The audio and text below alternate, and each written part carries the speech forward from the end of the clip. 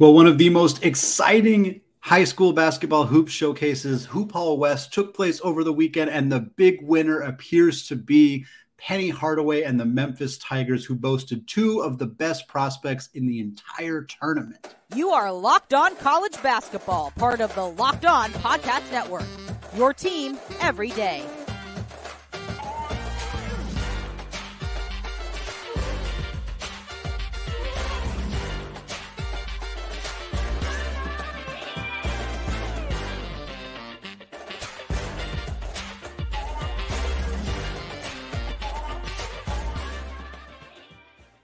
What is up? Welcome to the Locked On College Basketball Podcast, part of the Locked On Podcast Network, your team every day. I am your host, Andy Patton, and today's episode is brought to you by Omaha Steaks. Omaha Steaks is a gift from the heart, a gift that will be remembered with every unforgettable bite. Order with complete confidence today, knowing you're ordering the very best. Visit omahasteaks.com. Use promo code LOCKEDON at checkout to get an extra $30 off your order. Jason Jordan, thank you so much for joining me on the show again today. Looking forward to talking about HoopHall West. Very exciting high school basketball tournament. Many of the best high school basketball players on the West Coast all involved in this tournament. I'd really, before we get into the nitty-gritty, I kind of just want to hear if there were any players in particular that really stood out to you based on maybe overperforming where they're currently ranked, and just kind of who really stood out in that tournament.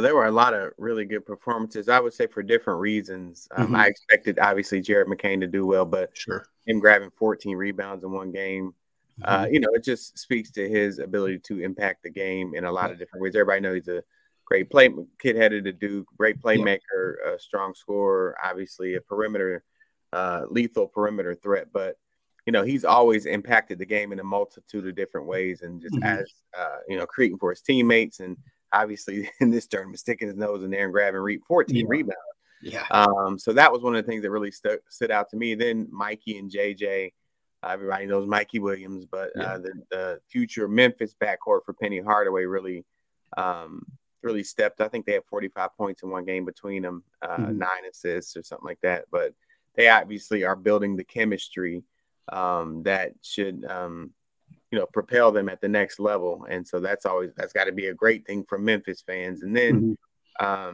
younger ones were Caden and I think it's Kalik or Kalik, Eddie House's twin sons, who were freshmen, but they really, I thought that they really played well.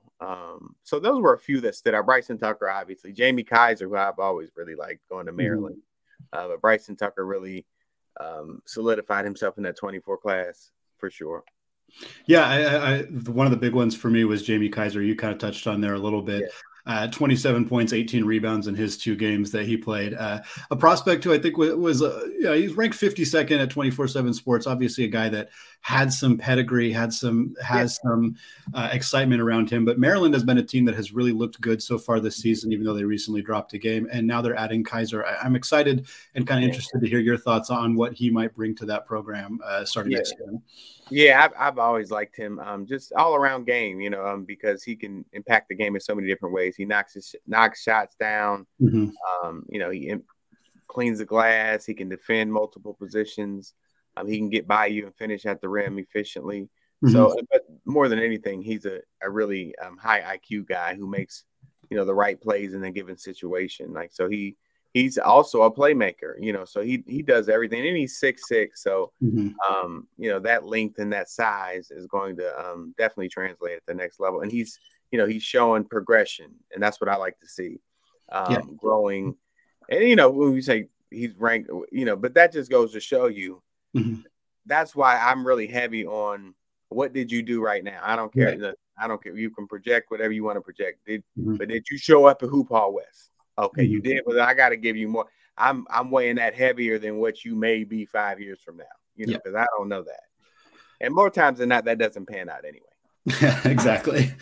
I want to talk a little bit about Cody Williams, 2023 prospect, guy who's going to go to Colorado, a guy who's really been kind of a late riser, was on the radar for a lot of mid-major programs, the younger brother of Jalen Williams, who starred at Santa Clara. He had a really nice performance here, teamed up with, I'm going to assume it's pronounced Koa Pete, 2025 prospect, who's also very, very exciting, number 3 prospect in that class. Those 2 guys at Gilbert, really nice performance too. I would love to hear kind of your thoughts on those guys. Yeah, so Cody, obviously a historic signee for Colorado. Yeah. And just he's another one kind of in the Jamie mold in that they do a lot of things really well. 6'8", probably around a 6'10", 6'11" wingspan, super athletic, heady player as well. Obviously he's seen the trajectory, right? So he's benefiting from that, right? So he's had that tutelage, that training, and so you can see that it translates on the court. He makes the right play. He kind of stays into what he leans into his strengths. And that's a strength, because especially in this day and age where, you're 7 feet, you're a point guard. Right.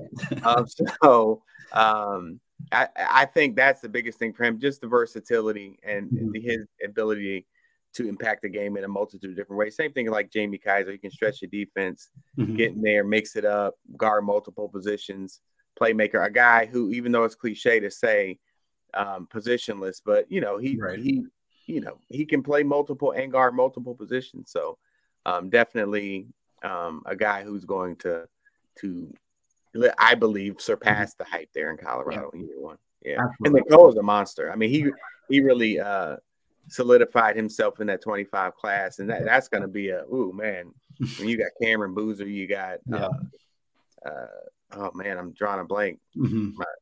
Cameron and the kid at Montverde, I see his face and everything now, but I'm drawing a blank. But those two are, 1 and 2 in the class. And Nicole is usually, most people have him at number 3, but he's like, I ain't cool with number 3. Yeah.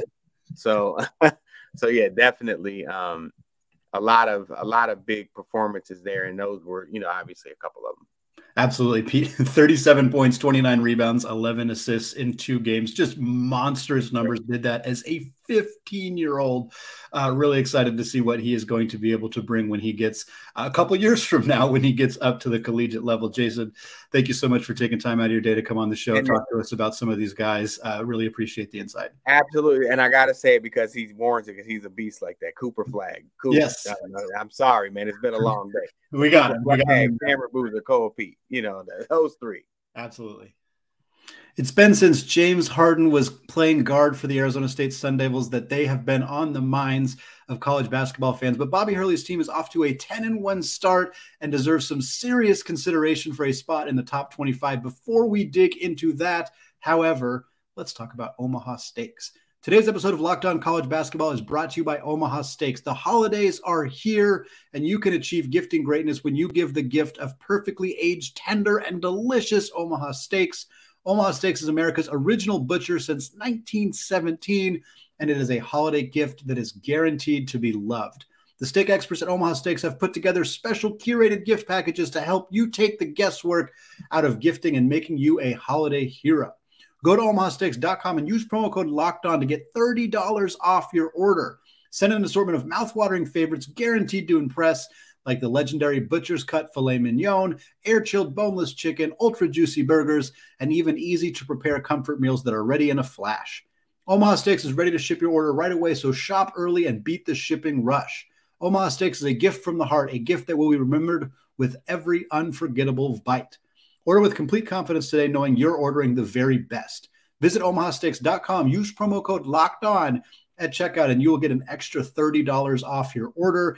A minimum order may be required. Well, the Arizona State Sun Devils are now 10-1 on the season with a recent victory over number 21 Creighton Blue Jays. Richie Bradshaw of Locked On Sun Devils is here. Richie, I'd love to hear, before we get into the nitty-gritty on the details on the game and the team, I really just kind of want to hear your reactions to seeing this team be 10-1 so far in the year and pull off a victory over a ranked team like Creighton. It is truly unbelievable. For the longest time, Arizona State Sun Devils basketball has been one of the running jokes of the Pac-12, with a couple exceptions, right? There was a few years ago where they were 12-0 to start the year, the final undefeated team in the nation. And other than that, I mean, the winnings has been very sparse and hard to come by. But this year you start off 10-1.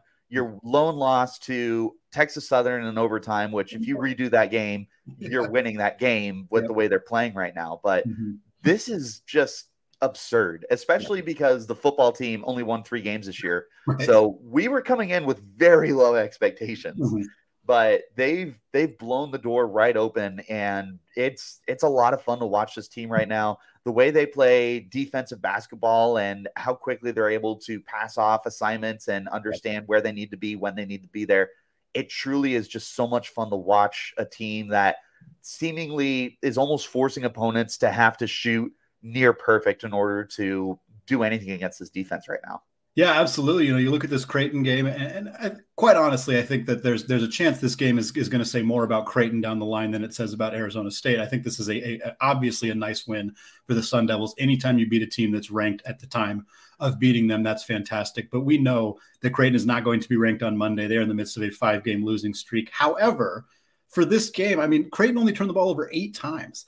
I think most of the time this year that Creighton turns the ball over less than 10 times, they are going to win. But in this game, we saw Arizona State shoot extremely well. 11 made threes. What really impressed me about this game, watching it and also kind of combing through the box score afterwards, if you had told me that Arizona State would beat Creighton, I would have believed you. If you told me they would have beat Creighton with Frankie Collins going 1 of 12 from the field, I'm not sure that I would have bought that, but you see some other secondary players really step up in a major way. It looks like this team has, more depth, more ability to kind of rely on other players and not just be kind of a one-horse town. And that's been a really big part of their success this season. At least that's what it looks like to me.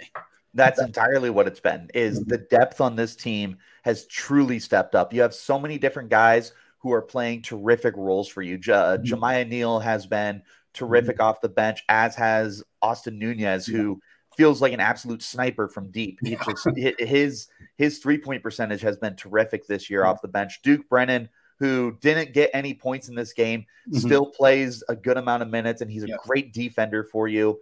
And the fact that you're starting 4 guards should tell you what you need to know about this team. They've just got a plethora of talent at the position. And they've got some really good shooters. A really bad night for Frankie Collins, 1 of 12. But when you have Desmond Cambridge, Desmond Cambridge was the one who stepped up, and DJ Horn are shooting the way that they're shooting, it's just hard for you to feel like you're out of a game at any point in time. And Desmond Cambridge going 5 of 7 from deep. It doesn't get much better than that. It's lights out, lights out. Well, I want to talk about the Cambridges, because one thing, and we saw this in football too, quite frankly, as Arizona State decided to really lean into the transfer portal era. I'll try that again. I mean, just tons and tons of transfers, again, football and basketball, but really with this basketball team, I mean, getting both of the Cambridges, Desmond, I believe, came from Nevada, and Devin, I believe he came from Auburn. To get both those guys into the system. I mean, Desmond Cambridge, I should say, 19 points in 18 minutes in this game against Creighton. He's been fantastic all season long. It seems to me like those are the 2 guys who are on a team that has a lot of depth. We talked about Collins and Horn already. It really seems like the Cambridges are just monumental additions to this program. They have been arguably the most important transfer additions that you've had. And that's saying something when you talk about how Frankie Collins is the dude who's running the court. He's the one setting everything up. And Warren Washington, the 4th transfer who's coming in, also from Nevada with Desmond, is basically the closest thing to a center you have on the roster outside of Enoch Bache.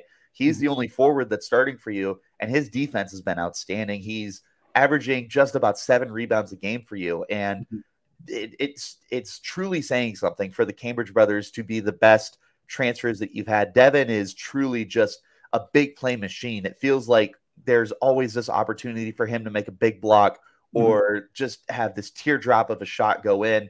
They are truly massive difference makers for the team right now. But when you look at the starting 5, 4 of them are transfers. Arizona State truly, like you said, has embraced the transfer portal era that has come to college sports right now. And they have been reaping the benefits as well as any other team in the NCAA right now. And it's interesting, because I think there's a larger conversation to be had, and it's probably to be had at the end of the year, about like how coaches are evaluating transfers. Because clearly some coaches are just going to be better at this than others. There are coaches that are better recruiters. There are coaches that are better X's and O's, like all that stuff. And evaluating transfers is different than evaluating recruits. Of course, there's the NIL aspect and, how they're paying players and all of that stuff that kind of complicates the conversation. But looking at what Arizona State has done, it seems like every player has really found a role, found a niche, and some of that credit needs to go to Coach Hurley, of course, for putting all the pieces together. But to me, I remember looking at the transfer, everybody in there and kind of looking at who was in the portal, who could go to different places. And Warren Washington was a name that really stood out to me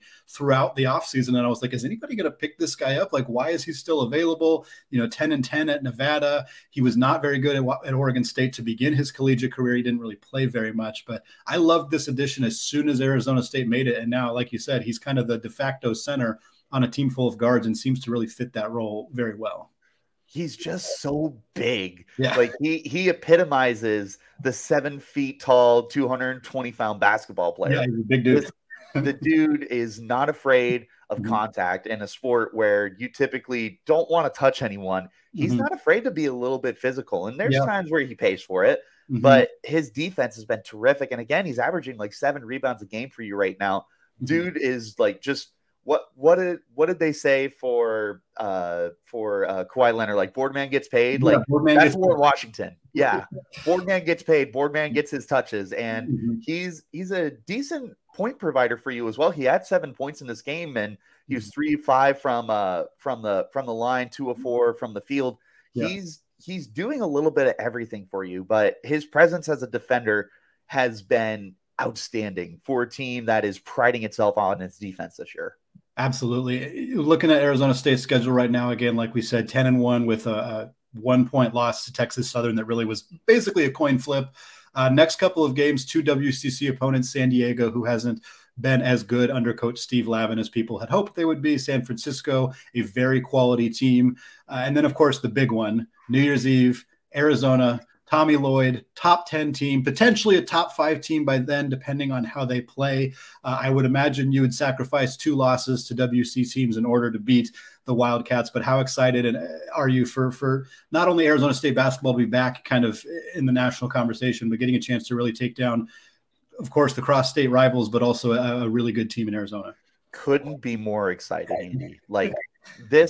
This rivalry goes so deep, and there's so much lore to it that it goes beyond sports. It truly is these schools don't like each other. If anyone's ever curious, take a look. This truly is a rivalry where there's no respect. It's just pure hatred between these two programs. And I am looking forward to this matchup because Arizona State is not a basketball school. They never have been. They've never pretended to be. But this year, they're looking like it. And U of A is living up to its expectations so far. They're only 1 loss. They're behind Arizona State right now because they haven't played as many games. But, I mean, this is looking like it's going to be a ranked team against a ranked team. Depending on how Arizona State is able to play these next 2 games against San Diego and San Francisco, maybe they find themselves in the top 20 or higher. And like you said, U of A could be flirting with a top 5 ranking. This is going to be one of the premier games of college basketball, at least for the first half of the season. I'm incredibly excited as a fan to be able to put this 10-1 team to the test against a top 10, maybe a top 5 team by the time this game tips off, but even more so because it is U of A. Yep, absolutely. Richie, thank you so much for taking the time. Locked On Sun Devils. Check it out if you haven't yet. Lots of good leading up to this really fun matchup on New Year's Eve. Thank you so much, Andy.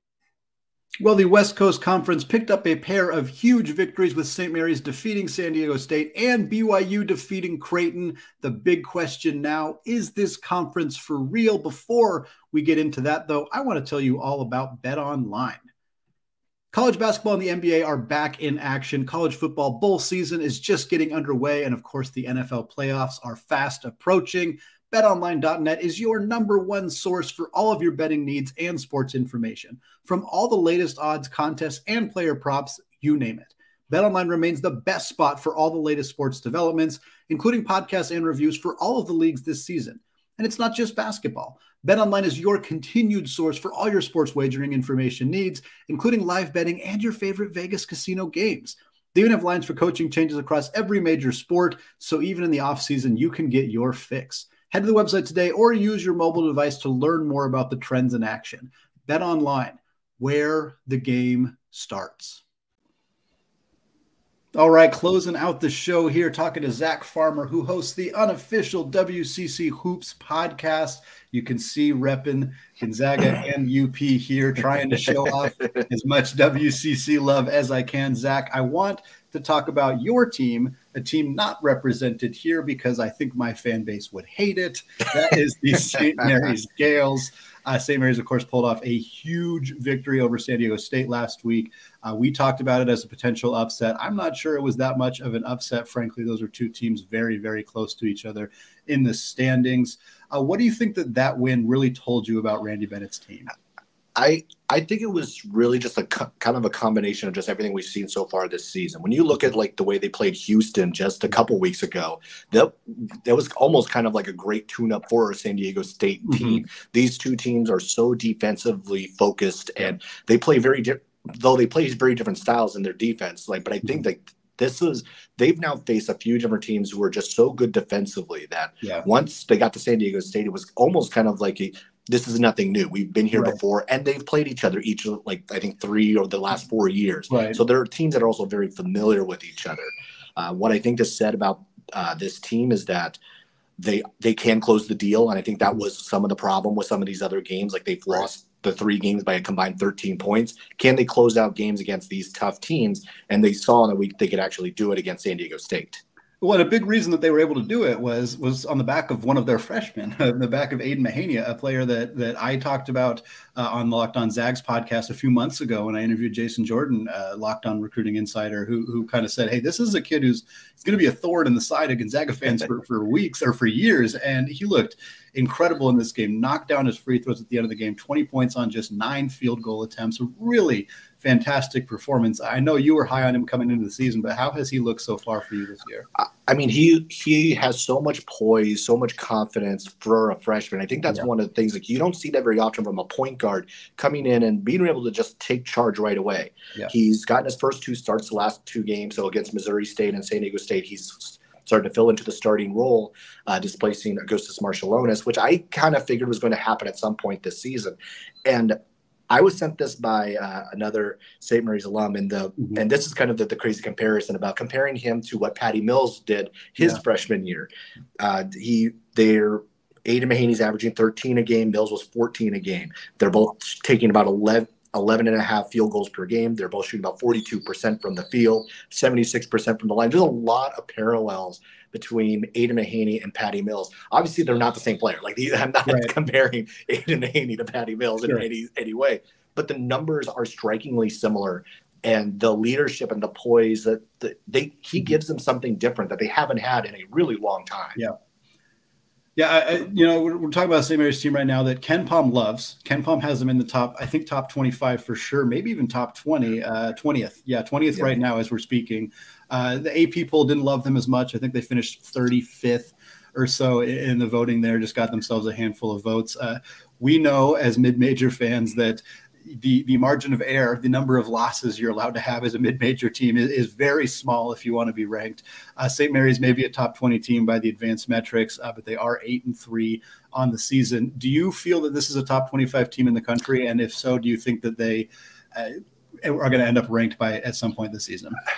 I think so. I think by the time we get to conference play, I think you'll start to see them continue those roll up the wins and really kind of really start to open more eyes. I know the Washington loss was not a pretty loss, especially when you think about Washington over the last X number of years, but Washington's a top 100 team right now. Right. So that's not even as bad of a loss as it initially looked like. Now Pac-12 play could change that completely, but we'll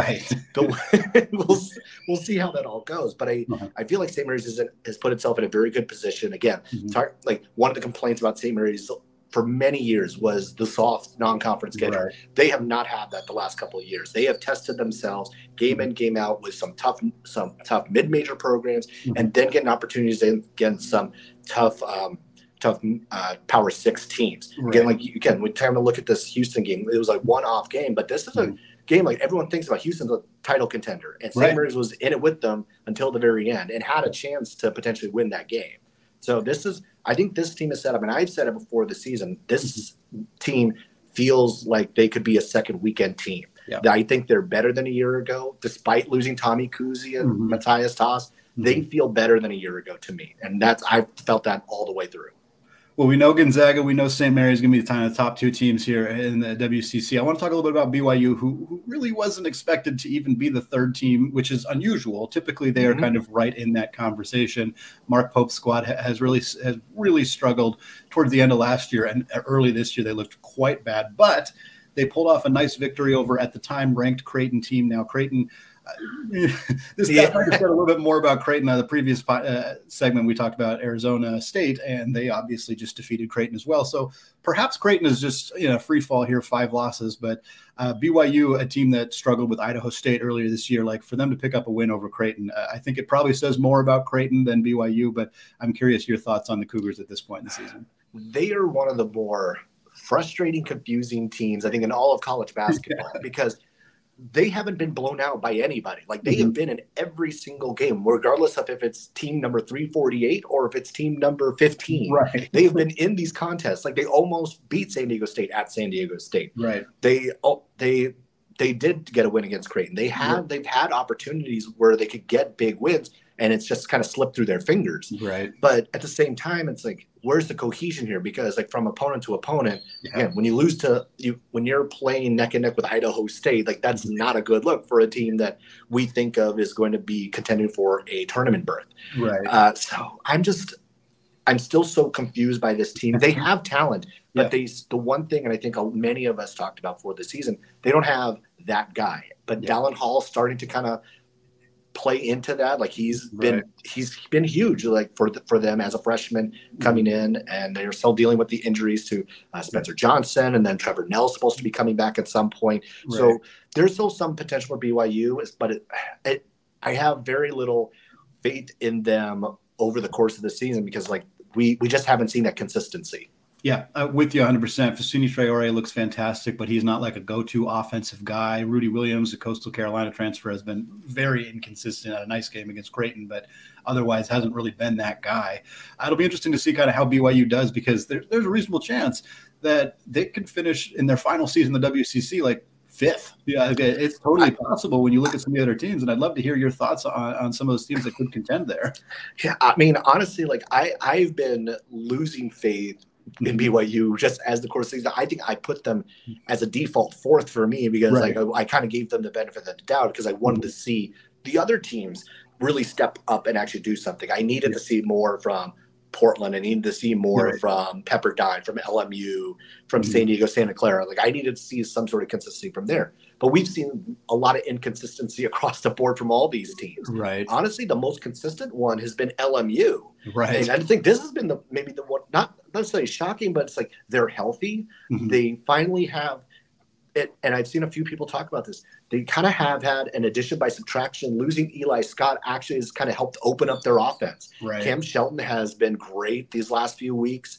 Kelly Laupepe has been playing really well. You've gotten some really good, nice contributions from Chance Stevens, the freshman. It's like this LMU team you can't completely overlook. They're right now. I think they're about 93 in the net right now. So they're making some moves, and there's going to be opportunities in WCC play to pick up some good wins. I'm not saying that LMU is necessarily like they're as like a sleeper tournament team, but you can't sleep on LMU like maybe you could have a year ago. Yeah. The middle of the WCC is so interesting to me this year because, again, Gonzaga, St. Mary's really separated themselves. You got some bottom feeder teams. Pacific has been down at the bottom for a while now, frankly.